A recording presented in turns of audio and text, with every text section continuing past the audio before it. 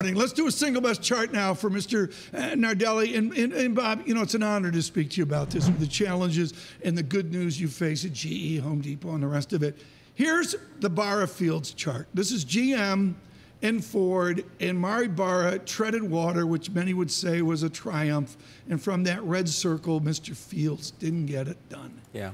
What happened? Well, it's very unfortunate. If you look at a recent survey, Tom, there have been more CEOs ousted by activists and boards in the first part of this year than ever. And what's disappointing in Mark Fields' case is, you know, Bill Ford endorsed him, Alan Mulally endorsed him, the board endorsed him. And for 3 years, they praised him for the earnings and couldn't get the stock to move.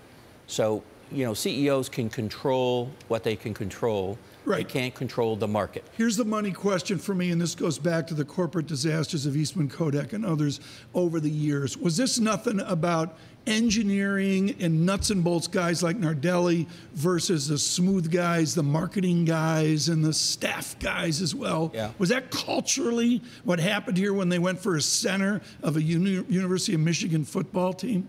Yeah. Well, I think remains to be seen what's going to happen. There's no question, you know, David made 2 points. One is, I don't agree with the pace with which we'll go to electric vehicles. It's less than 1% of the installed base today. Number two, oil consumption is up. I was just down in Houston at a conference, and it's projected, for example, our fracking rigs have gone from 400 to 600 to 800, projection to be 1,100 by the end of the year. And oil consumption is up because people are driving more. The last 2 years, they've set a record. One of the strongest retail markets has been auto parts because the car park is as large as it's ever been. So I think those things are true. I think the rate of change for the consumer is not going to be as fast as people are predicting for electric vehicles. Nejra, jump in here, please. Yeah, Bob, I've been dying to ask you this all morning in the context of the global economy and what we've been talking about. You recognized the early signs of the last financial crisis from looking at the auto industry. What do you see now? Well, there's no question, again, I stepped into Chrysler in 2007, and we were at a SAR, a seasonally adjusted rate of about 17 million, and within a year we fell to 9.6 million. And that's what created the issue for the auto industry, primarily driven by the financial industry being, you know, having a meltdown. I think we may see some tapering.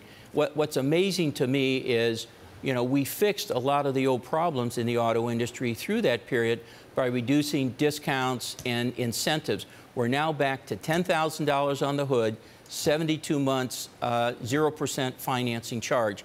So the sins of the past have come back. Interesting. And trying to keep the volume up. Now, Mary is making the right decision. She's not trying to be #1 on volume. She's trying to be #1 on profitability.